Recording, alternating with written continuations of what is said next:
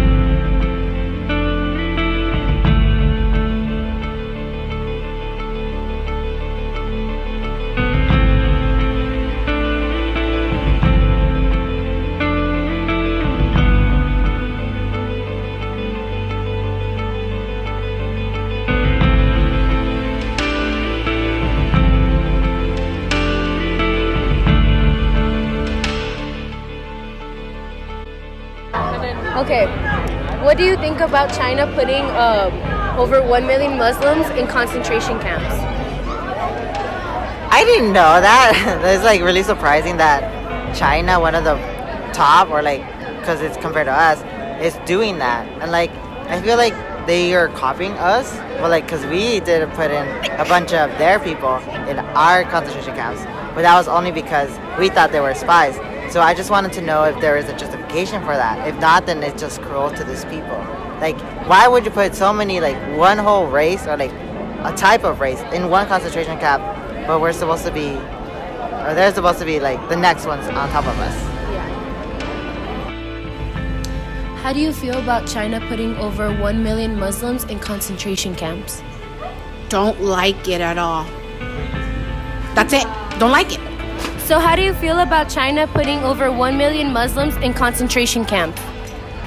I think it's obviously messed up, and then like, I guess history is just repeating itself all over again, because obviously everyone knows about the Holocaust and how the Jews were in concentration camps or Japanese in prison camps, and it's just sad to see how, like, once again, like, lives are being destroyed, and families are being torn apart, and how people are forced to be like in prison against their will just due to the fact that they're Muslim.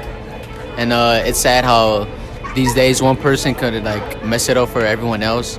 So maybe like the reason into Muslims are in those concentration camps is because people view them as terrorists, which is like messed up and like a stereotype, because not everyone or not every Muslim's a terrorist. So it's just sad to see how people are quick to react on negativity rather than seeing it in a different perspective. And it's just sad, and I think the United States should intervene you know, because that's what we've been doing. And even though like sometimes it hasn't been the best option, like in the Vietnam War, but you know, this time we'll have a, you know, legitimate cause into why we go into another country and intervene to liberate those people. And yeah, that's all I think.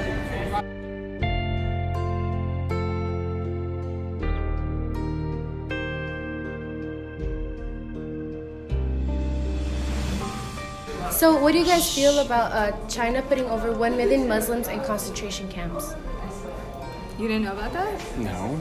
Dude, China is, they're putting a lot of Muslims, all their Muslims in concentration camps. And also, that's not the only country. There's actually genocide against Muslims in Rohingya.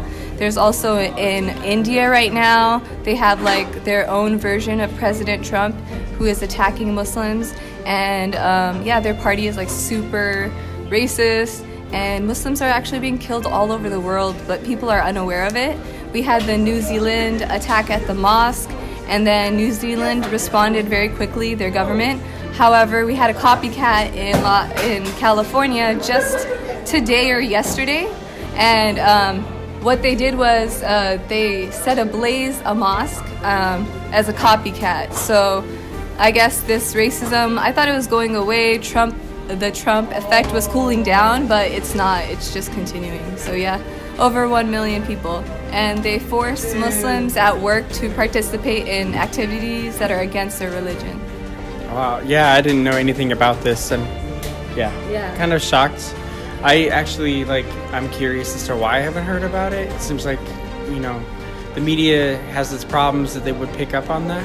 I am curious to see if our economic ties to China have some kind of a impact on whether or not we learn that stuff, because we don't want to anger the tiger, so to speak. I believe, as a U.S. history teacher, I believe this is correct, that concentration camps were considered a conspiracy theory even in World War II until a certain point when we accepted that they did exist and we entered the war. So, same thing. It's a good question as to, with the current presidency, whether they take these actions because they know the United States isn't going to do anything at this point.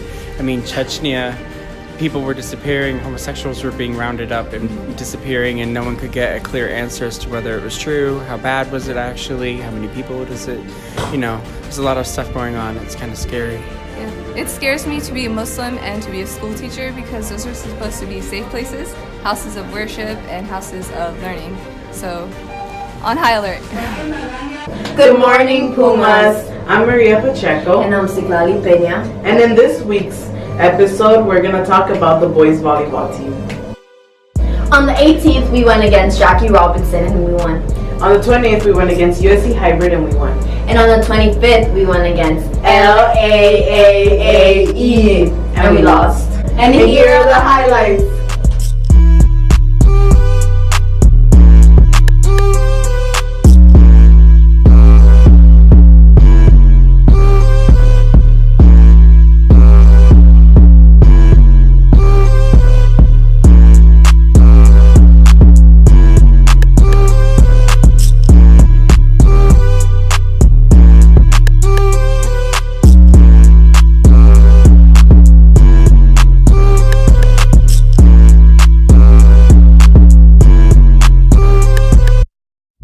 Good morning, Pumas. Good morning.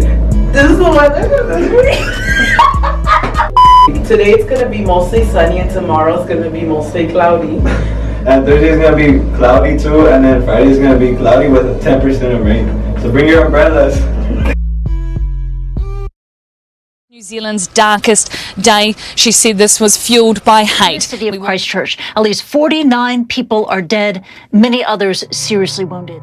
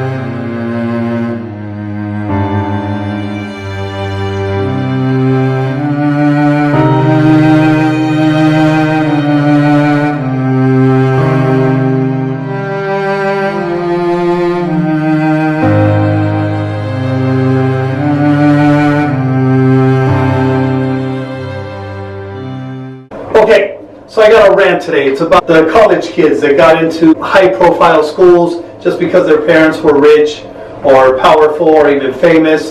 So the police start to investigate this man, William Singer. Apparently, William Singer was paid hundreds of thousands of dollars to get rich and famous people's kids into top-notch schools like Georgetown, Stanford, Yale, and yes, even our own USC. So, how does Singer do this? He used antics like photoshopping students and pretending that they were athletes, and then he would pay off coaches to get these kids admitted to the school. So the coaches were in on this, getting money. And once the kids would get into the school, it turns out they never even played these sports in their lives, and they wouldn't have to show up to the sport or anything, but they were already in the system and on the campus. So Singer reportedly made $25 million over the course of 10 years, helping people like Felicity Huffman of Fuller House and Lori Loughlin of Desperate Housewives get their kids into school. So during the investigation, it was discovered that USC's Senior Associate Athletic Director, Donna Heinel, she received $1.3 million in bribes to cover all this stuff up. USC water polo coach took more than $250,000 in payments. Others include Stanford sailing coach, Wake Forest volleyball coach, Georgetown's head tennis coach. And the way it worked is they would line it up and say that these kids were all top 50 recruitable athletes, even though none of them ever even played any of these sports. And they would kind of rig the system to where they would get accepted into the school and never actually be a part of the team. So, investigators, they find enough evidence to actually make some arrests. Lori Loughlin of Desperate Housewives, she got arrested last Tuesday. Her bond was set at $1 million. And so what does her daughter do during this time? YouTube sensation Olivia Jade, she was off in the Bahamas on a yacht with, of all people, Rick Caruso. Who's Rick Caruso? He just so happens to be the USC chairman of the board of trustees. Really? What is Rick Caruso doing in the Bahamas with a 19-year-old girl while his school's being investigated for these antics that the 19-year-old girl just so happened to be a part of? This is not a good look. Don't get me wrong, it's no secret that the money opens many doors for years, but Olivia Jade doesn't even want to be at USC. She actually admitted that she doesn't want to go to school. She's only there because her parents are making her. Meanwhile, Felicity Huffman of Fuller House, she got caught paying $15,000 as a charity contribution to get her daughter extra time to take the SAT. So not only that, they get their own private proctor. What does this proctor do? Proctor gets the test, gives it to somebody else takes the test. And the girl now scores a 1480 on the test that 6 months prior she only scored a 1020 on. Right? When they further investigated this, they found out that there were several payments like this. So, what happens now? As a result, Hallmark Channel announced that they're going to fire Lori Loughlin due to the scandal. Meanwhile, Sephora, they end up getting rid of Olivia Jade and their sponsorship, so they cut her from their business. USC just announced that all students related to this scandal will not be able to register for classes. They're not going to be able to pull their transcripts and transfer anybody else until further investigation. Now, does USC truly dive into this and fully investigate it and kick these students out? I don't know, that remains to be seen. These are only a few of the schools that actually got caught. Here's my problem. Year after year, I see students, our students, crying because they're not getting into the colleges that they want to get into, students who deserve to get into these colleges. Basically, you students. So this should matter to you guys. You guys need to be vocal about this. You need to be on social media talking about how upset you are about this, because these are your dreams that are being taken away by people that make more money than we happen to make right here in the city. So voice your opinion and make sure you be active. I'm upset and you should be as well.